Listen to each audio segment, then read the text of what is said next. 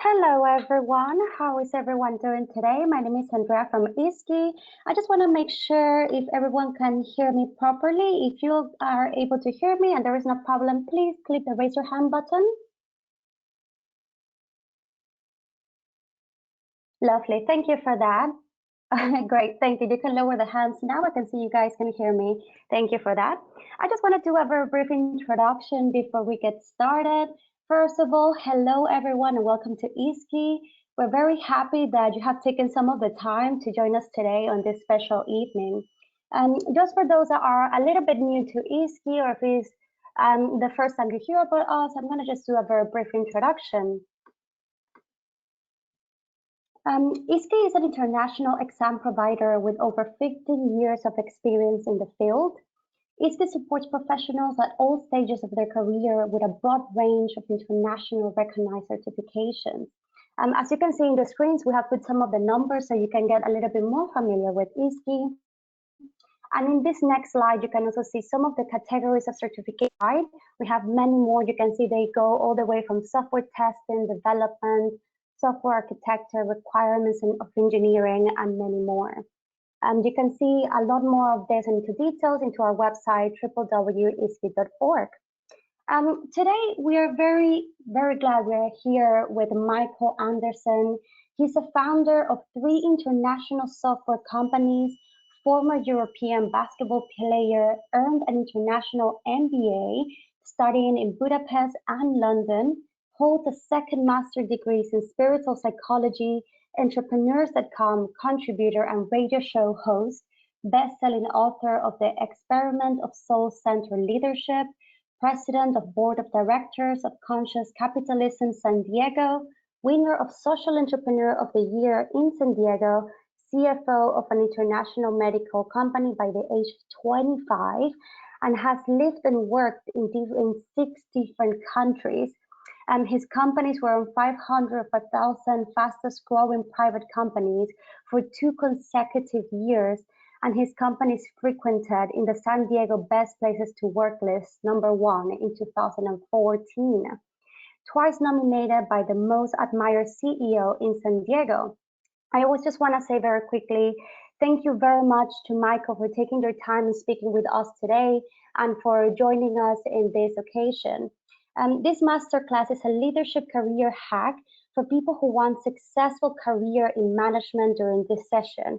Michael shares his story on how he started as an IT technician, floundering as a new leader, and making mistakes after mistakes. Now I will let Michael present. If you have any questions, you can let us know in the chat box. You should be able to see this in your screen as well. And I'm going to be monitoring for any questions that you may have. So if you do have any, you're more than welcome to let us know. And we're going to also be sharing maybe some links throughout the webinar. Now, without further ado, I'm going to pass this on to Michael.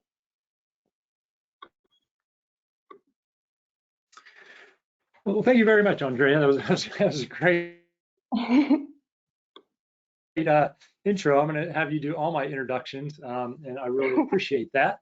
And I am going to make sure that I am showing the proper screen. And yeah, Andrea, can you hear me okay? And do you have the main screen up for me, the blue one? Perfect. I can see everything and I can hear you perfectly. We're ready.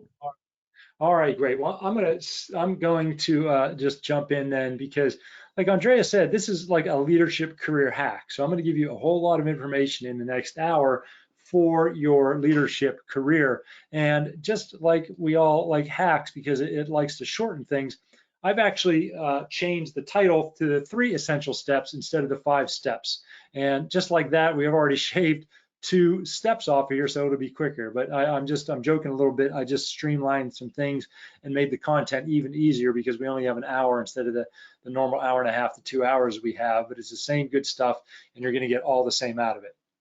So again, I'm R. Michael Anderson, and I'm really excited here to be sharing the 3 essential steps that you need to, and maybe you're earlier in your career, you're looking to get into leadership. This is going to help you break into leadership.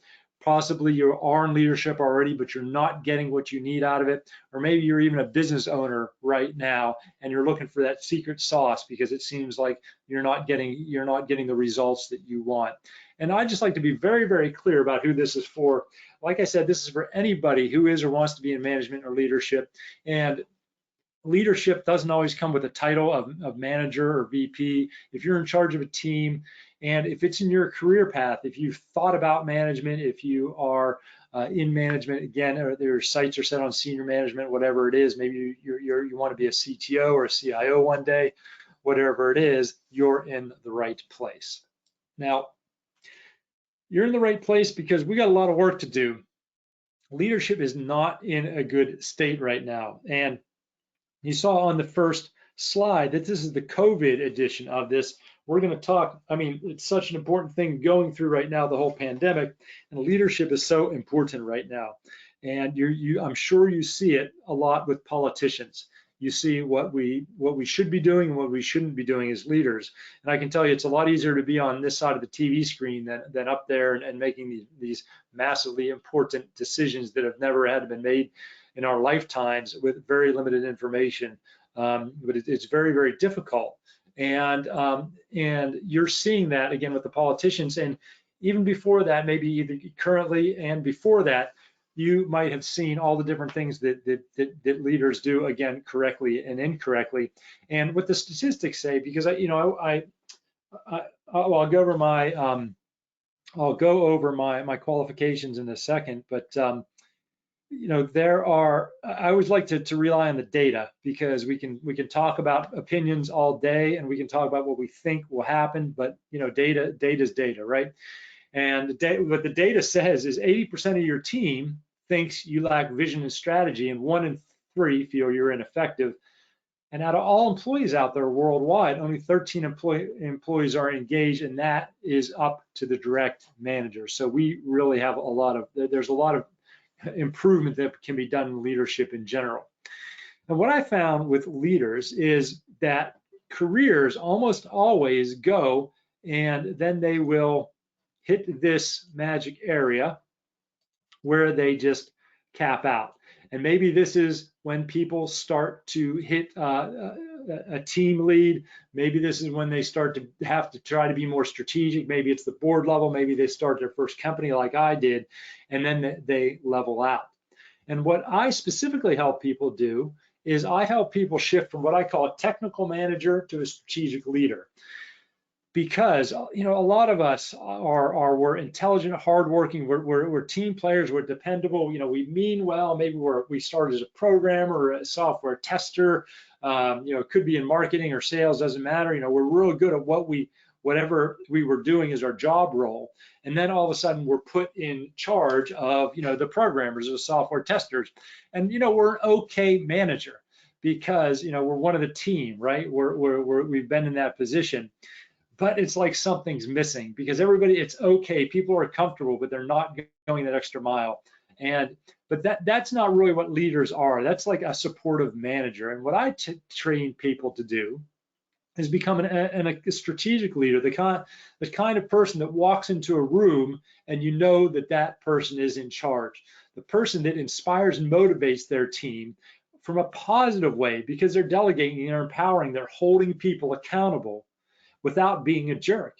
I mean, if you can think about the best leaders you've had, they've probably made you uncomfortable because they pushed you out of your comfort zone and they knew you had more in you. And they knew the magic touch really to get the most out of you.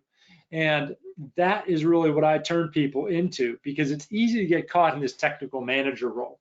But these are the technical managers are the people that people say about them, hey, they're a nice person, they're reliable, they're smart, they're a great tactical role player, and I like them, but let's just keep them in the same position because they're just doing an okay job. The strategic leader is the kind that's going to show up at that strategic meeting, that board meeting, and deal with the high levels, and people are going to say after the meeting, they're going to be like, that is a strong person, they're a strategic key player. That's the person we want to promote. That's the person, if they're raising money, we want to invest in. If it's one of the team, they're going to see you in this meeting or whatever it is, and they're going to be, I want to follow them. I want to be on their team. People are going to be clamoring to be part of your team. And that's the difference between a technical manager and a strategic leader. And you might be saying, how do I know all about this? And Andrea did give me this great intro, but I do know about this because I was a really horrible leader. I was a really crappy leader when I started out. And just to give you, I grew up in Pittsburgh, Pennsylvania, and I started. Actually, when I was, I'm 49 now, so when I was in my early teens, my dad bought a Apple II clone computer, and that was probably about 83 or 84, when PCs, basically the first, mass market distribution of PCs. My dad got one, he put it in the basement, and I taught myself how to program by programming text-based adventure games. And then we went to university, college, got a computer degree and a business degree, came back and moved to California, and a company hired me in California, and so it was enterprise resource planning, ERP, and I started as a entry-level programmer. A company acquired us, and it was great because I got to start to move up the corporate ladder. And they moved me to London, then Copenhagen, then I moved to Singapore. I was in charge of Southeast Asia, and this is over a bunch of years. And then I moved back to California. And I'm a good technical person, and I had a little bit of sales and marketing background from all those different positions and project management, et cetera. So I was pretty well rounded from the business standpoint. And I saw a gap in the marketplace, so I went ahead and I started my first business in California, my first software business, and we had a lot of success really quickly. I didn't ever raise money for this business, and we got to be doing a couple $1 million in just a couple years, starting from literally scratch, just off of my hard work. And a lot of it honestly was off my charisma and my willpower, because I was not a good leader. I didn't understand leadership. What happened is I hired a couple of my really bright friends that I knew from the industry, because I was in the industry so long, and I did have respect as a technical person. They joined, and I thought what leadership was back there was I would just get a bunch of tasks in, give them out to people, and basically wait till they did them, and then when they got done, if they didn't get them done as fast or as well as I thought, I would just get angry and frustrated, and obviously that didn't work. And I remember it back then because we had more and more people, and some people would remark. One of my friend quit, and he said, I just don't like the culture. I'm like, well, what do you mean culture? I'm a programmer. You're a programmer. We're all programmers. I mean, I know us. It's like, what do you mean culture? And I didn't really get it at that time, but I knew there was problems wrong. It was my intuition. It's like, it was so frustrating because I knew people, like, they had respect for me from a technical standpoint, but they didn't really respect me as a leader. They didn't see me as a leader. And they were looking for something more from me, which I wasn't giving them. And I knew that people weren't giving their all. I mean, and when people wouldn't get things done, it's like I didn't know how to hold them accountable. It was very awkward. And it's like, it's like, how do I get the most out of them? And it's like they weren't growing as people. And we were doing okay. It's not we were doing horrible, but it's just like I felt like I was failing them, and I was failing the company because we had started to have problems with customers. And it's like I always wanted to own my own company, and it's like I finally did, and I thought I would thrive, and then I'm struggling. I'm really struggling to add people, to keep people, to execute on these projects, and it was really tough because I got down on myself, and the negative self-talk started, and it's like, am I really meant for this?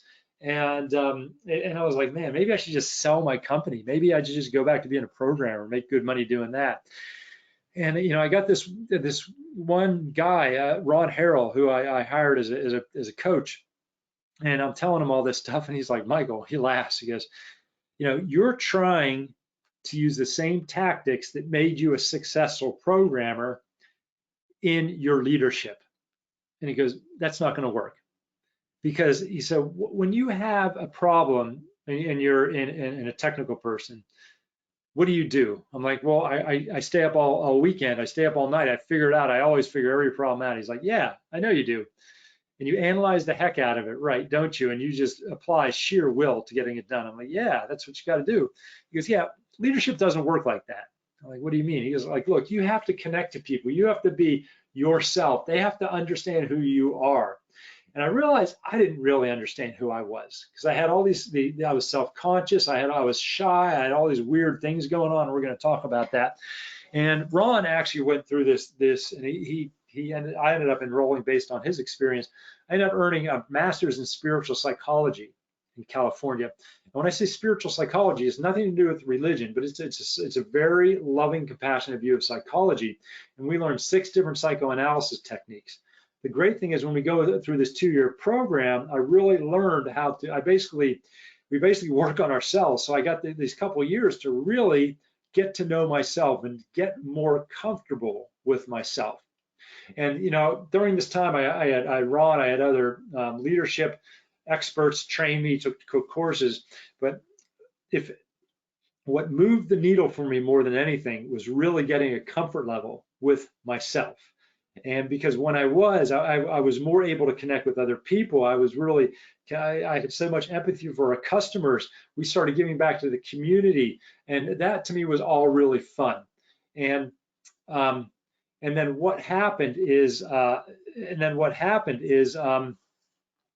my companies really started to thrive because I was being that kind of, I was really being myself, and I was showing up and being authentic and vulnerable. And that's what people wanted from me. And they knew me, they knew what I was about. And it all started to gel. And then we were listed on the Inc. 5000 list. My companies were listed on the Inc. 5000 list of fastest growing companies. We were voted #1 best place to work, which just made me really proud. I could do that for my employees. And I was voted Social Entrepreneur of the Year because we gave back so much. And it's like, I think we all get into business and leadership because we want to make a bigger impact. And I struggled with that for so long. But the fact is that it's like I finally found the missing pieces, and I finally found the system to make all that work.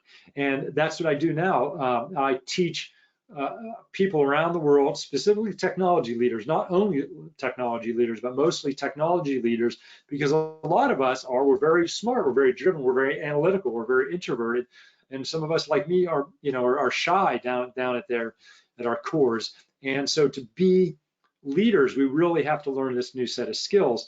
And companies like Uber, Microsoft, Salesforce, SAP, PwC, they bring me in to teach their leaders. And so I'm going to give you my best stuff here. We got 45 more minutes where I'm going to give it to you all, just so hopefully it'll make a bigger difference in your leadership, in your career. Because what happens is, when we start out, we're like on the low level. Even if we're a team lead or we're a pro, or wherever we're at in our career. When I say low impact, maybe we're a project manager, maybe we're impacting one customer, and we're very tactical. That's how our days go. But as you get, as you move up in leadership, and we'll call this up the building. You move up the building, you have to be more strategic, and you have a higher impact. And that's what a lot of people love about leadership, is you can affect people on a bigger level. And it really is, again, a new set of skills in a different way when as you move up this building, because you see things very, very differently. But just like in a building, the rents increase. So as you move up in leadership, the responsibilities increase, but so does the salary, so does the reward, which is really cool. And I really wanted to get to the heart of this. So what I did is, me and my team, at the end of last year, we did a really comprehensive study where we took 190 leaders from around the world. It was slightly US and the UK had the most leaders, but there were leaders from around the world, and mostly in technology field. We spent over 250 hours studying where they get stuck at and what makes a great leader. And I'm going to share some of the results, but one thing stuck out to us. One thing stuck out to us of what the leaders that are really thriving, what do they do? What do they have that the leaders that are struggling don't? And that one thing, and we're going to look at this from a couple of different ways, is confidence. And if you look at the leadership challenges, and this is on this side, it's for all people, and on this side is for business owners. Confidence is #1 for all, and even in business owners, you think you have it all together, it's still #2. And then the funny thing is, we're actually going to see it: performance, strategic, influence, respect, delegation, coaching, and power team, all actually roll up to a problem in confidence. And so if you do experience imposter syndrome, if you do doubt yourself, this is exactly what you're in the exact right place to get this. And when I say confidence, this also, it's sort of a catch-all term that I'm using, but this is about self-belief, belief in yourself, self-worth, knowing that you're worthy of this leadership role, of leading this team, self-esteem, holding yourself in this self-esteem. Because let's look at how confidence affects all these different areas. Because when you have confidence, how it has to do with more performance is by being confident in yourself, then you empower others, then you coach others, because you're in a place for that. You don't have to do it all yourself. You're not afraid if somebody upstages you or smarter than you, right? And that's why you can delegate and you can hold people accountable, because you have this confidence. And these things are impossible to do at a high level and do a great job at them without confidence. You know, more strategic. How do you become more strategic? Well, you need to focus, you need prioritization, you need to, again, delegation and assertiveness. And all of this comes from the calmness and the confidence and the self-belief. And again, becoming more successful, confident people have leadership presence where they earn people's respect. They have the true influence and the loyalty. I mean, isn't that what you're looking for in your leadership career? Wouldn't you be a more powerful leader if you have this self-belief and this self-worth and this confidence? You absolutely would be. Now, I'm a psychology guy, so I always like to break this down on the psychological levels. And if we break our consciousness down into two different levels, on the left-hand side, we have the ego, which is driven by the head and the mental area. And on the other side, we have the authentic self. And the ego is not necessarily bad, but we're way too driven. It's been way overdeveloped in this day and age. And we're actually driven, we're actually wired for ego. Our ego's job is to protect us, and its job is comfort, control, and security. And again, it's from protection. And you know, when we're looking at how we're wired, that comes from the last 20,000 years, right? Our wiring doesn't come from the last generation or two. It's over thousands and thousands of years.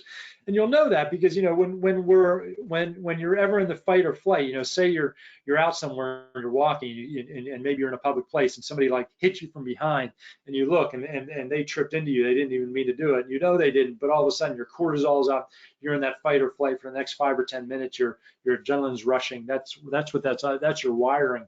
And you know, we're wired to see problems because up until a couple generations ago, we really had to just protect ourselves. So it's comfort, control, and security.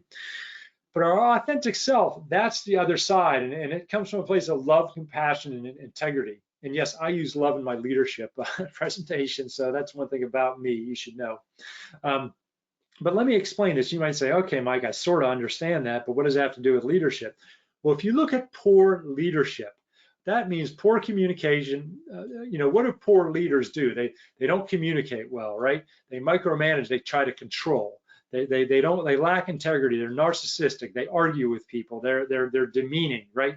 That's all the ego. That's all that insecurity of that person. Their ego is trying to protect them. Those are all versions of protectionism. Now, on the authentic self, this is where when people are, and it's not, one person isn't necessarily ego or authentic self-driven. It's what are you at the time? Because if you're having an issue with your leadership, so there's a part of you that doesn't trust yourself and your ego is trying to take over. Well, what I do is I move people and I teach tools and techniques to move them into their authentic self, because when you're in this place of trust, right, then you communicate openly, then you're authentic, then you empower others, then you serve and give, and you're creative. Nobody's ever been creative. No, you can never go to somebody like, I want you to be creative now or you're fired, because they go into that ego protectionism. Creativity comes from a place of comfort, safety, and love. And so, and you're probably like, okay, Mike, I get it a little more. Let's take it to the next step, right? Self-worth. So what self-worth is, it's like the ego telling you, hey, you're allowed to have this much achievement. Because what happens is we have a certain level of achievements, and then our self-worth, if it's unchecked, what our achievements and self-worth do is they work really hard to be at the same level. What that means is if you get promoted, say, and there's a gap between your achievements and your self-worth, this is insecurity. So let's say that you get promoted. It's a little promotion and you're like, okay, my achievements are a little bit outpacing my self-worth. I think I can do this job. I'm not sure. I'm a little bit protective of myself. My ego's up. I'm a little micromanaging. You know, I'm getting the view of it. And then after a couple weeks, you're like, okay, I got this job. I can do that. Then your self-worth catches up to your achievements, and then you're more relaxed. You're more yourself, right? Very common, very common. Well, what happens when you get a big promotion or start your own business? There's this big gap. Well, I'll tell you what, that is where things like self-sabotage come in. This is where things where people end up getting very sick come in, because your subconscious can't take that much of a gap, and it really, really freaks, your ego freaks out. And what I teach people tools and techniques so that their self-worth outpaces their achievements, because the amazing thing about this is when your self-worth is greater than your achievements, your achievements run to catch up with your self-worth. So what I tell people is I teach confidence. Here's the thing. When people say, oh my gosh, Michael, confidence, I don't want to be arrogant. I go, I don't want you to be arrogant either. Now, people don't understand there's a difference, because you have arrogance and shyness, and they're both born out of insecurity. There's a difference between arrogance and confidence. Arrogance is often loud and telling people, or somebody telling people how great they are. Confidence is often a quietness. And see, me, I used to be shy, arrogant, shy, arrogant, shy. I didn't understand myself. I didn't know myself. I didn't have confidence in myself. I didn't trust myself. But as I worked on myself, there's this beautiful place in the middle called confidence. And I'll tell you what, if you want to be a leader that people are loyal to, that they respect, and that is inspirational, you have to find your confidence. Because there's never been an insecure leader that people said, I want to follow.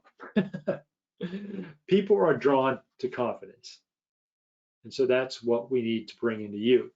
And there's so much talk about authenticity and vulnerability in leadership, but people get it wrong. Because the fact is, authenticity and vulnerability come from confidence. You can't tell somebody that's lacking in confidence to be authentic or vulnerable, because then it's forced and it's not true. It's not authentic, it's not vulnerable. People that are confident find authenticity and vulnerability automatically. So let's look deeper at the challenges today. This is what we got out of the survey. And I want to see if this relates to you. People today, the leaderships, they're frustrated because they say their team needs them to be strategic, yet they're not strategic.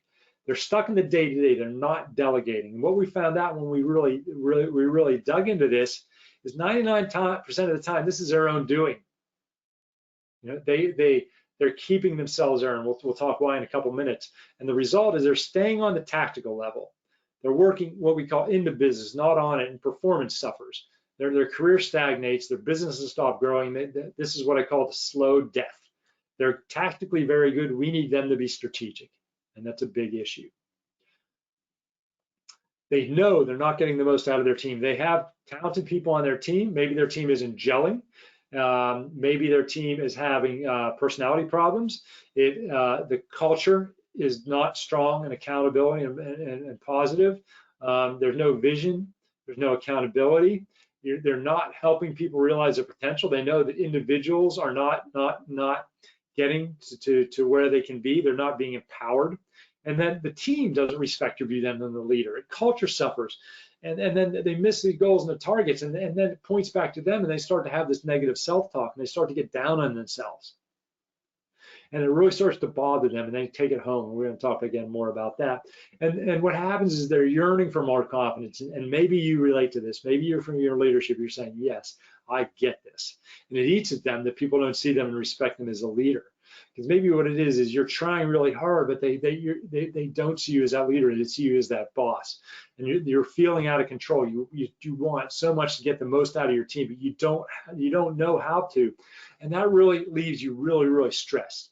Then you withdraw, and you start to micromanage. You put up your defenses. You feel like an imposter, and this is that self-talk, that negative voice in the back of your head. It gets worse and worse, and as it gets worse, then you go into this downward spiral. Really, really difficult. And a huge thing we learned is that people are in these bad places, but it wasn't that they wanted money, that it wasn't what they wanted promotion. Their number one driver was they wanted to make more of a positive impact. But they felt they were letting their team down, their organizations themselves, their families, their customers down. That's what they were getting out of it. And it's tough. And this is the COVID edition, so we're going to take it the next step, because here's what I'm hearing from employees right now. I've done a bunch of surveys from employees, talked to a bunch of employees, and everybody's handling all this COVID stuff differently, but the employees are feeling isolated and separated from the team. So much fear and anxiety and guilt comes up a lot. Why am I working when others aren't? Why am I doing enough? And guilt's a very difficult emotion to deal with in a team. They feel ungrounded, not safe, not secure, overwhelmed, burnt out, struggling, trying to get this whole thing to work, juggling family, health, all this other stuff. That's what I'm hearing from employees. Now, Qualtrics did this study, and this study is over a month old now. It's got to be way worse, because I know it's way more difficult than me than a month ago. And what they have is they found that when they talk to employees, almost half their mental health has declined, and 67% report higher levels of stress. It's got to be way more by now. And you know what? Here's the problem is 56% don't feel comfortable bringing it up to their manager. 53% said their manager is not attuned to their well-being. And 60% don't feel supported by their manager. So if you lead a team right now, there is problems in there. And they're not bringing it up to you. They're not getting what they want from you. They're not getting the communication, the direction, and they're yearning for strong, vulnerable, authentic leadership. And here's what I'm hearing from leaders, that they're asking teams, how are you doing? And they're getting that, oh yeah, thanks, they're all good. But you're used to getting this read on people when you're face to face with them. And your intuition's telling you that everything's not okay. And you're really worried about their mental and emotional health. You put in some measures, maybe a daily call, a little humor, maybe you're talking one-on-one, but you don't think it's nearly enough. You know it's not nearly enough. People are cracking. You're probably having people come to you with personal issues, and it's probably too late. Because people are working a lot, but a lot of what I'm all getting is people are really, really busy, but productivity's down. Hours worked are up, but productivity's down because people are worried about getting fired, and they feel guilty. And leaders say they feel out of control, but they don't know how to get a hold on this. And as leaders, they feel confused, misunderstood. They want to do a good job, but they have this burden. They're feeling guilty and questioning themselves. The team needs more. They just don't know what that is. And things aren't getting done. They're fighting fires. They're lacking support and follow through. And the leaders, are feeling isolated. They're feeling alone. They're feeling directionless. And they're in this new normal we keep talking about, but they don't know what to do, and it's really, really wearing on them. Really, really tough for employees, for leaders. And you know what? This is a tough time, but I'll tell you what, as leaders, this is when we need leaders at their best. And I've been through 9/11, I've been through the terrorist attacks, I've been through the Great Recession, I've been through a business lawsuit, I've been through a lot of crises. And I'll tell you what, when crises hit, everybody is going to look to you as a leader to see how you handle it. Whether it's fair or not, and whether you know it or not, they are. Your friends are, your peers are, your team is, and your family is. I talk a lot about family because people don't often think about family in the whole leadership equation, but your friends and your family are very important in this whole thing. They're going to see how you're going to handle this. And your reputation and your character are going to be defined by how you go through this crisis. Now, taking the next, the next step, and this is what we kind of covered in the interviews and the study. The leaders often feel alone, isolated, and depressed, and we saw that in the COVID thing even more. And they take on all this stress and responsibility, but they don't have the right training or support. And when people struggle in leadership or are stressed, and this could be you as a leader, and this could be your team, the fact is they get into a funk, they get depressed, they withdraw or take it out on others. They hide in their addictions, alcohol, video games, food, drugs, could be porn, could be whatever it is. This is when the nasty addictions can get out of hand, and it has an impact on family. And again, I focus on family because it's really important. It's not often talked about. People in struggling in leadership aren't spending the time with the family they need to, yet they say family is number one, or I'm doing it for them. They aren't even present when they're there. They're hiding and withdrawing. because all their energy is sucked up into the stress of work. And the fact is they have this burden and they're not getting towards it. Their spouse and their partner is trying to hold the family together. Without them, family starts to drop hints. But you know what? Once it's head on, it's too late. And they keep telling themselves it's going to get better, but they have no clear plan to. I have so many leaders when I first start talking, they're like, yeah, it's not that bad. This happened, whether it's their family or something else. Like, what's your plan? Well, I sort of know what to do. I'm like, well, what's your plan? Well, it turns out they don't. They're too ashamed to admit it. We got to quit trying to act like we know it all and do what we need to do to be awesome leaders. All right, so that was a lot of doom and gloom. Right? Let's talk about the solution, because this is what we need to give leaders. You need resilience, you need confidence. We talked about confidence, you also need resilience, because as a leader, you got to be a risk taker. You take on such a burden, right? You have to embrace the fact that you're a leader. Quit acting like you're not a leader. You are a leader, so step up and be a leader. And you really need to consistently and easily make decisive, smart, bold decisions without overanalyzing, second-guessing, and self-doubting yourself. Sometimes you're going to be right, sometimes you're going to be wrong. You got to deal with that. And you need to get the absolute most out of your team. You need a high-performing team. You need that loyalty and that respect. You need to move into a strategic role. Get out of the day-to-day. You know what you got to do. We got to get you doing that. And you need to do this to scale your business, grow your team, reach your true potential, and reach your personal and professional goals. And this is really about providing a holistic, positive impact. Financial results are good. I like to make money. I love to make money. I'm competitive. And to me, it's about making an impact. And you want to be the leader that everybody's waiting for, especially yourself. And so that's why I have the leadership impact formula. And so how did I come up with the leadership impact formula? Because everything I do, I want to be able to implement, right? So your leadership impact formula is something that you can follow to get you to where you want to go as a leader. So we started with the study and worked backwards, right? We started with the data and worked backwards, and I applied emotional intelligence and psychology, and neuroscience to it. And everything I do is practical and easy to use. And again, it's the same thing like the big tech companies and small companies bring me in to teach. Now, the first thing that we do to build you to be an amazing leader is we got to get rid of all the crap that's holding you back, right? Because there's so many things holding you back right now. We're going to talk a little bit more about that in a second. And because your ego is creating a lot of fear, it's creating a lot of negative self-talk, it's making you feel like an imposter. You're probably one of the two. You're probably either overly shy or you're a bit of a bully. Both of them, that's the shyness, arrogant thing. You probably control or micromanage too much, so you're not delegating. You lack decisiveness. You like to overthink things. You don't hold people accountable in an empowering way. You don't speak up the way you should. So after we get rid of what's holding you back, then we give you that self-confidence, that resilience, that self-belief, and that self-worth that you've been waiting for probably your whole life. Now, what we do, again, I talked about instead of having your achievements, your self-worth, running to come up with your self-achievements, which is a really difficult way to go through life.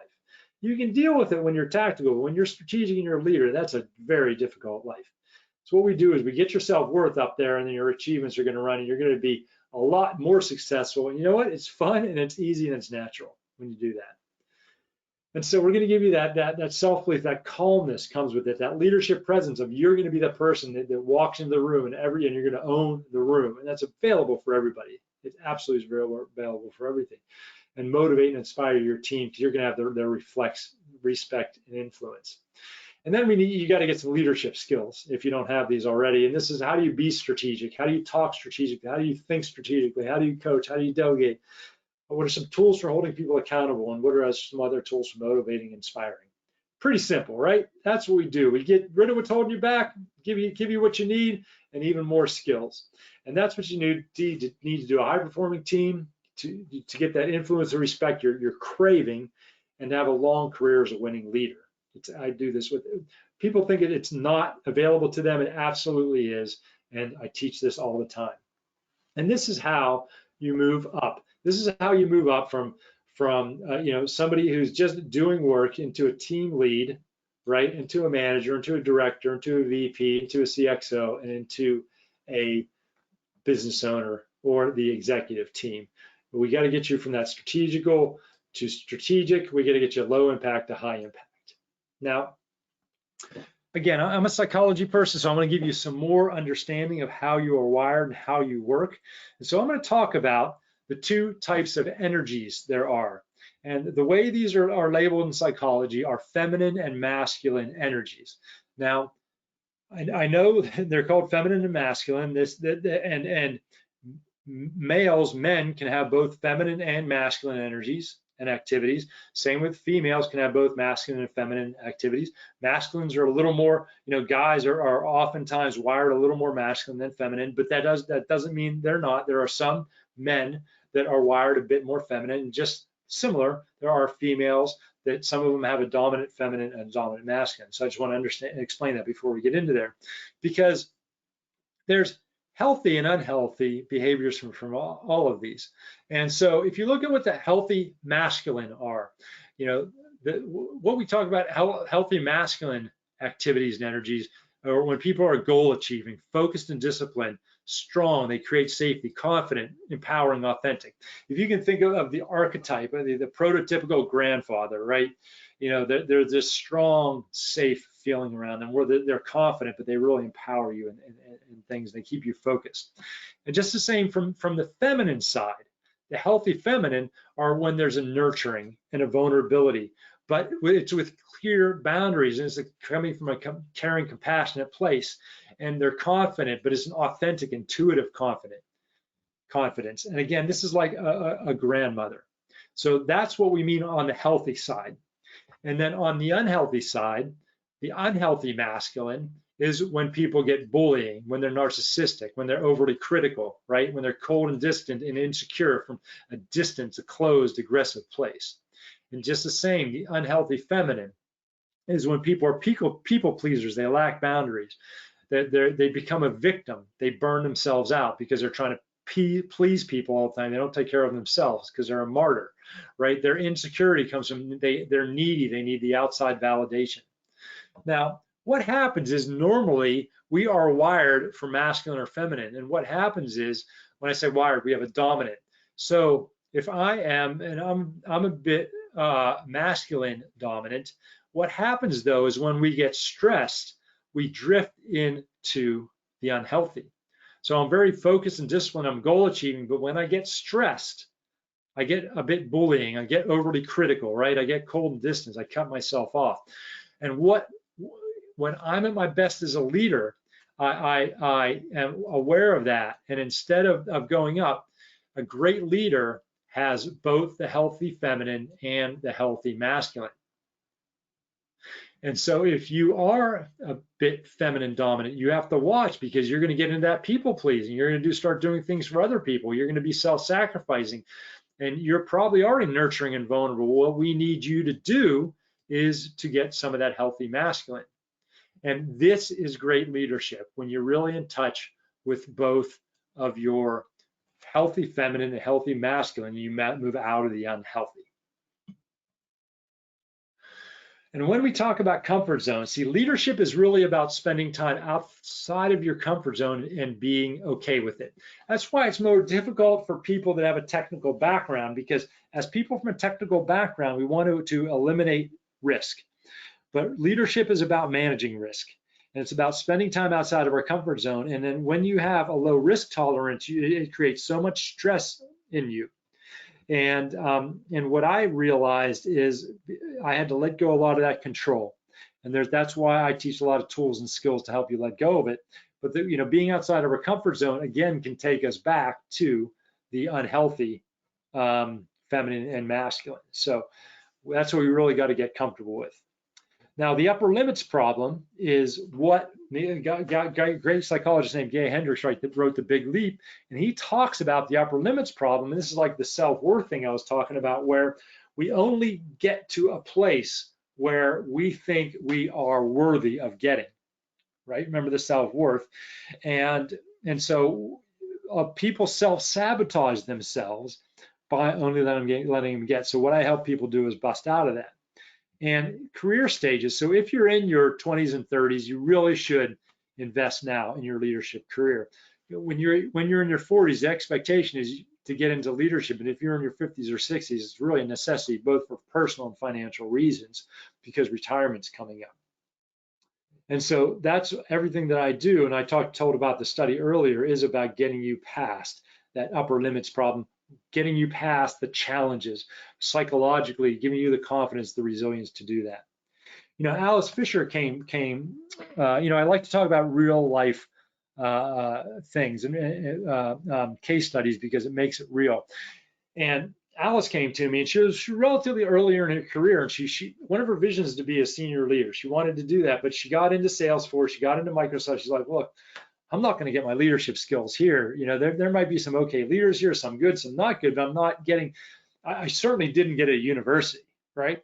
And there's some management things there, but I don't know the types of skills that I need to be learning. So really, we worked with her, and I worked with her on confidence. I worked with her because she would sit in a meeting, and she would be in a meeting, and she would never put her hand up because she'd be afraid of looking stupid, right? But how are you going to get into leadership if you're always playing small? And so we worked. We gave her that confidence. We gave her the belief in herself, and now she's there to put her hand up and say her opinion.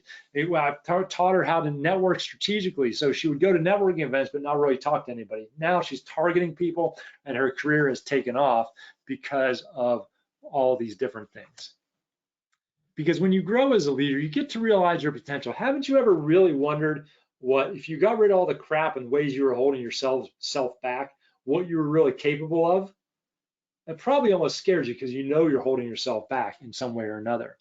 And you could be so on service on such a greater level and impact much more people than you are now. And you get to see what the thing I'm most proud of is seeing others blossom and empowered. And you get to really build something that you're proud of when you build a team and when you build a company.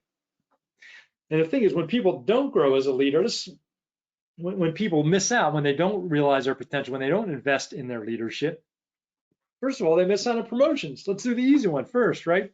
20% of your current salary, say you missed out on a promotion this year because you got passed over for a promotion, or you didn't show up well enough in your job, or you didn't show up well enough in the interview, you didn't show up as like a leader.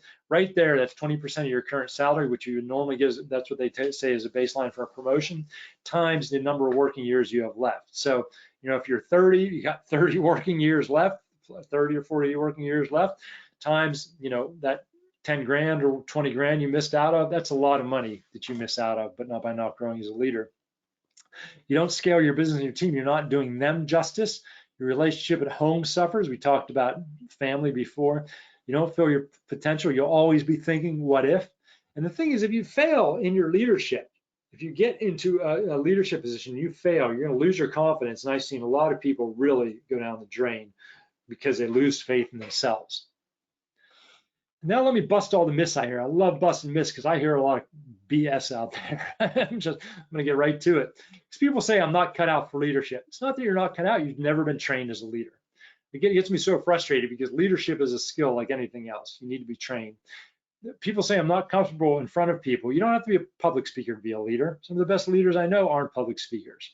Some people say I can't lead people in areas I don't have experience. You know, you can lead people in areas you don't have experience. That's because you don't have leadership skills. You're just a good programmer, so you're in charge of a bunch of programmers. That's easy. You need leadership skills to be able to lead people in other areas.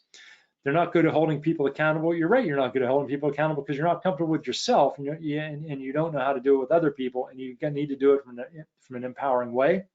Some people say they either bully people too much or they're too shy. That you're right. That's because you don't know yourself well enough, and we've got to get you that place of confidence. Some people say, oh, my company offers management training. Nobody has ever went through an internal management training and say, oh my gosh, that's been amazing for my leadership career. It might teach you a couple things here and there, but nobody's ever come back and be like, that was amazing. Some people want to get an MBA, and I'm saying, look, an MBA is not necessarily bad, but you know, it's going to be about 50K. 50 grand US or what 40 grand UK or euros, and it's going to take you a couple years. And you know what? They still don't teach you leadership skills. They teach you a bunch of marketing, they teach you a bunch of organizational things and all these other things, but they really don't prep you for truly being a leader. People say I don't think strategically. You're right, you don't think strategically because you've been spending your whole time, your whole career being tactical. So it's not like you get into a leadership thing and this switch is pushed and all of a sudden you think strategically. You have to learn strategic thinking and strategic being and strategic speaking. That's how you be strategic. That's what we teach in my courses. And so that's why I get frustrated with all these myths. People are like, I don't know how to do that. And you're like, yeah, you don't know how to do that. You never were trained in it. People say, I don't want to be a jerk. You shouldn't be a jerk as a leader. Great leaders aren't jerks. Great leaders get the best out of people. They empower people. Oh, this one, leaders are born, they're not made. No, that's absolutely not true. I'm an example of it. Like I told you, my story, all the people that I work with are. Here's a guy, Gregor McInnes, up in Scotland there. He was a technical genius. And the funny thing is, he came to me, he's like, look, I'm good technically, but he's Scottish, so he's very humble. He didn't say this, I'm paraphrasing. He's like, he was a technical genius, but he's like, I get into these high level meetings and I get so nervous and they ask me something and I just spout all this techno babble and I see their eyes glazing over and it's like, I know I lost them, but I don't know how to stop and I want to impress them and I feel out of place. That's why I say all this stuff. And then it's like, and then I know they're thinking, oh my gosh, I don't want this person in strategic meetings anymore. Yeah, I know, I get that. And he was suffering from a pretty heavy dose of imposter syndrome because he was smart enough to get in these meetings, but he lacked the confidence to really excel in there. And so he was trying to be the smartest person in the room is what he would say. I love this. And so he got this big transformational job at a project lead at a bank where he had to hire a project team in like literally a month. And he did it and he crushed it. He did an amazing job. And he's put in the leadership model where he's empowering, he's delegating. He could have never done these things. He's giving a strategic vision for the first time in his life, and they're doing what they do best, deliver the outcomes. He said, look, he's very confident now to call himself a leader. I was very proud he said that. And he says the amount of stress that has to be removed from his life is phenomenal. Because look, you're going to take on responsibility. That doesn't mean you have to take on all that stress. And the effects, to, like he said, the effects to his team are very tangible. And he's earmarked for senior management after this. And so what makes a great leader? So you have to have a couple things. You got to be smart and intelligent, right? Yeah, and I don't mean book smart. You can be street smart. I almost prefer street smart sometimes. You got to be hardworking. You got a desire to make a bigger impact. Those I can't teach. Those I don't teach. What I teach is leadership skills and mindset. And when you have all four of these, you can be really successful. If you have these three, if you have the first three and not the fourth one, I got you covered. This is what I can give you. I can't give you the first three.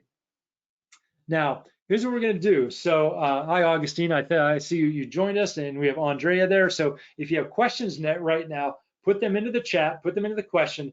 They're going to go through it. Andrea and Augustina and/or Augustine are going to go and curate them and ask them. I'm happy to answer any questions. And then what we're going to do is, if you're also interested in the next step, so you might say, hey, this is great. I got what I needed, and then you can go and do what you need to do. If you're like, hey, I might want to take the next step in my leadership career. What you said, Michael, really makes sense, and I'm dedicated to my career. Then stick around after questions. I can tell you what the next step in your leadership career is going to be. Okay, Augustine, Andrea, hello, ladies. Who do I have with me? Hi, how are you? Hi, Michael. I'm sorry I'm a little bit late. Agustina here. Thank you so much. I've been listening very carefully to all you said, and we do have some questions already. So I will start with the first one, if it's okay. Yep. Yes, for sure.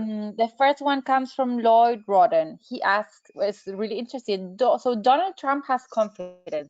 Is he considered a good leader? I appreciate that, but I don't. For one thing, I don't comment on politicians. I let people make their own decisions around that. And remember, no person is a good leader or a bad leader. People do good leadership things and people do poor leadership things. And so my challenge to you is to look at each leader and think about, because it's a very black and white way. It's difficult. It makes things very difficult when you look at things through black and white. What I think frustrates me sometimes is when people don't like a person, they think every single action and thing that they do is bad. And so, or if people like somebody, they think every single thing that they do is good. And I want to caution you about that, because coming from a black or white place doesn't leave room for compromise. It doesn't leave room for empathy. Perfect, thank you. So next question is from Debbie Archer. Hi, Debbie. So she asked, what are the barriers with age? So when is too young and when is too old? No, there's no, you could have a 10-year-old be an amazing leader and a 70-year-old person not want to be in leadership. So there's no such thing. What does it is the commitment. And if you got anything out of here, it's that leadership is a profession. You know, if you wanted to be a Java programmer, you would go learn Java, right? So when you want to be a leader, don't think that, oh my gosh, I'm a leader, I'm just going to wing it. You know, I wouldn't do that with C++. I wouldn't do that with building a car engine. I wouldn't do that to anything, being an engineer, sound engineer, whatever engineer. So if you are a leader, just make sure you make the commitment that you are going to make sure that you're a successful leader and get the support you need. But also, does an experience make you a better leader? I mean, don't you grow from it a little bit with experience? What do you mean exactly? Experience in what? In time. The more time being a leader, does it make it easier to become better? Well, to me, time and experience do give wisdom. And Okay, often people wisdom, yeah. later on in their career, there's a slowness and a calmness about them because they've slowed themselves down more. And that is something that I see in people that are older, just quite frankly. Also, though, people, and they've shown this, that people later in their career take less risks. And I'll tell you that it's very rare that people that are older come up with groundbreaking technologies, for example, or things. So I think that there is a wisdom that comes with being older, and I think that when it comes to certain things, there's a benefit to being older, but I also think there's a disadvantage to being older, and I think that great leaders, I think if you're young, then you have somebody maybe old that maybe is a coach or a mentor that's there to slow you down and look at some of the bigger picture. And if you're older, I love dealing. I'm 49. I consider myself a little bit on the old side. I love being around younger people because they challenge me, and sometimes they challenge my old way of thinking. Perfect. Thank you. So next question is from Lloyd Warden. So he's saying, so people who decide to keep a small company are not good leaders. The slide said that you don't grow your business is not a good leadership, but a leader may not want to grow their business. Yeah, you're absolutely right. A leader might not want to grow their business. Maybe it's a lifestyle business. So yeah, you're right. Perfect. So at the moment, we don't have any more questions. So anyone who wants and has a question for Michael, please use this time and use your chat box for this. And yeah, I wanted to know, like, so what would be the next steps for this? So what should someone do to actually become a great leader? Yeah, well, that leads me to my next thing. And again, this is only for people that what I talked about really connected with them, and they're like, look, this is something that I want to invest in, because I do have what I call a transformational leadership course. And when I talk about a transformational leadership course, that's because this is meant to transform you from somebody who's tactical, from somebody who's hardworking and smart and really wants to make a bigger impact into doing that. And it has many different aspects, because your leadership transformation just doesn't come from a couple online videos or YouTube or a book that you read. It comes from a proven system, because we need to develop new leadership habits from you. You need to be held accountable through the process, because a good transformational course like this is going to push you. And through that, you need to change your mindset, and you also need a supportive community, all of which that to me really leads to true transformation. And that's why the transformational leadership course that I have, it's a 3-month program with 1 year of support. So you go through it for 3 months. There's everything you need to get to where you want to go, everything that I've talked about. And what I mean by 3-month program, 3 months that you go through and you learn the skills that you need to learn. And then you have the 1 year, because developing these new mindsets and these new habits don't happen overnight. True transformation does take a full year. So you have that direct access to me the whole year. And just to give you some, just to show you, we got a closed Slack group with other leaders. I have business owners in there. I have senior managers. I have people work for Salesforce. I have people that are younger in their career, all in this great course, supporting each other. That's why I love the dynamics of different geography. I mean, we got a couple of continents in there. It's amazing. And then what it is it's self-leadership. So it's mindset and internal tools where you're going to talk about all the things that I just talked about that we went through, and about reducing stress, executive presence, etc., from the self-leadership place. And then you're going to learn how to build a high-performance team where you're going to come up with your purpose and your vision. You're going to learn how to earn respect and loyalty from everybody. And you really learn how to hold people accountable without being a jerk, and create an amazing internal culture. And then you learn business leadership and management skills, because like I told you, a lot of people just don't know some of the nuts and bolts. So we give you a whole bunch of those in there as well. So you really have the complete toolkit. You know, when I got to a guy named Tim Mears, he was a business owner, and when he got into a senior level manager, senior level leader, when he got to this place and he started his company, invested in his company, and took over as MD, he didn't know what his role would be. He said, and he knew somebody was he knew something was holding his company back, and it was him. And he was very smart to know that, but he was never he just never understood strategically what it is. And what he said is he'd fallen into the trap of working in the business, but his business needed him to be a senior strategic leader. And that's really what he learned, that he learned to fall back in love with what he does, define what he does, and find joy and happiness. You know, 3 of his employees came up to him and said that's the best place that he's ever worked after applying what he's learned in this course. And again, I give you that missing piece. You got to be smart. You have to have this desire. You got to be positive. And you got to be hardworking. I'm here to give you that piece. And because, you know, promotions and opportunity are passing you by, you know, because somebody's going to quit, and you got to be there to step in there. You know, your family life, how is this affecting your family? And people say it's not a good time. There's never a good time to do this. In fact, like I talked about during this whole COVID thing, this is really the good time. It's not going to fix itself. And there's really something, the time is always to do it now.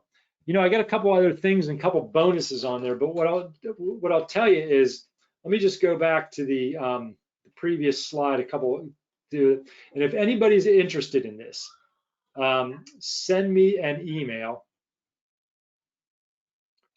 and boom, to Michael@techleaderinsider.com.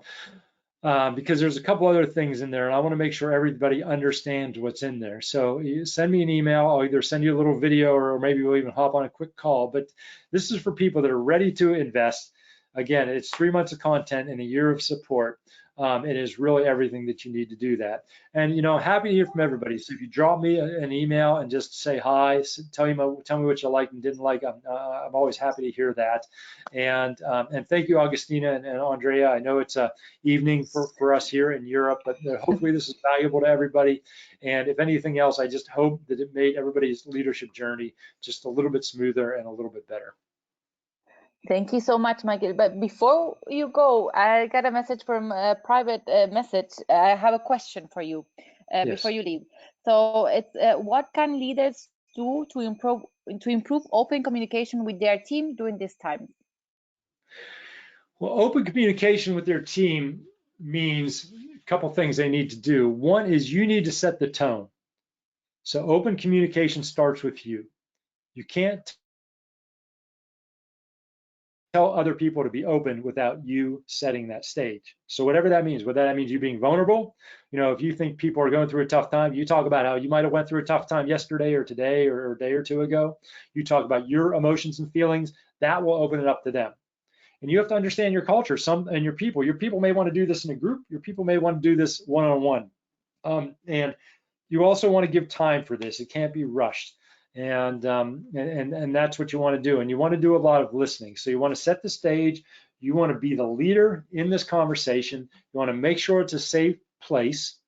And so you know the makeup of your team. So you want to make sure it's a safe place to do that, and to set the ground rules and the boundaries. And, you know, it takes a lot of art to have open communication especially, if you're asking about it, you may not have a culture of open communication. So that takes a bit of art. Perfect. Thank you. Thank you so much again, Michael. Thank you for your time and for sharing with us all your knowledge. I really appreciate it.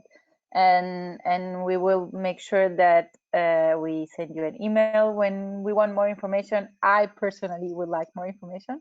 And then for everyone who listens and wants to listen this again, we have been recording this session, so we will publish it on our YouTube channel.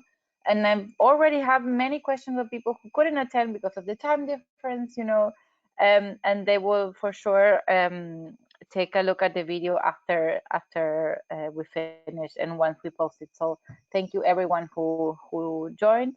And yes, anything else, Michael? Well, just remember, like I mentioned before, that this is a difficult time worldwide. This is a difficult time for your employees. This is a difficult time for your company. This is a difficult time for you. And it's supposed to be difficult because we are in a crisis. We're in a worldwide crisis. You're going to remember this for the rest of your life. I told my wife, I'm like, we're going to remember this. We're going to be telling our grandkids about this. And this is when leadership is needed. And I talked to a CEO the other day. He had to lay off a third of his staff, and everybody else took pay cuts. He's like, yesterday was the worst day of my life. I'm like, yeah, you're right, it is. But you're a leader, and you have to step up. And it's difficult to be a leader. It's difficult to be a leader, but you need to do it. Your team needs you. Your employees need you. Your family needs you. Yourself needs you. And I get it. This is probably the hardest thing you're ever going to have to lead through or manage through. If you're having questions, if you're having issues, just drop me a line. I'll see what I can do to support you. But no, it's supposed to be hard, but it knows you're a leader. And if it's not you, who would be doing this? It's up to you to accept this responsibility. So have faith in yourself. I bet you're doing a lot better job than you give yourself credit for too.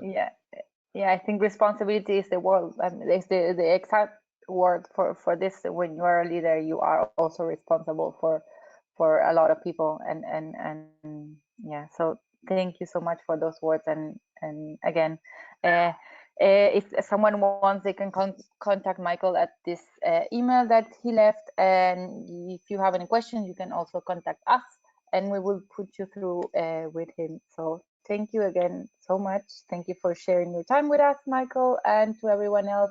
Thank you for your questions. Thank you for your time. And we will be again with you soon with one new webinar with new ideas and just a way to help you and spend the time while you're in quarantine at home and trying to learn new skills and become better probably.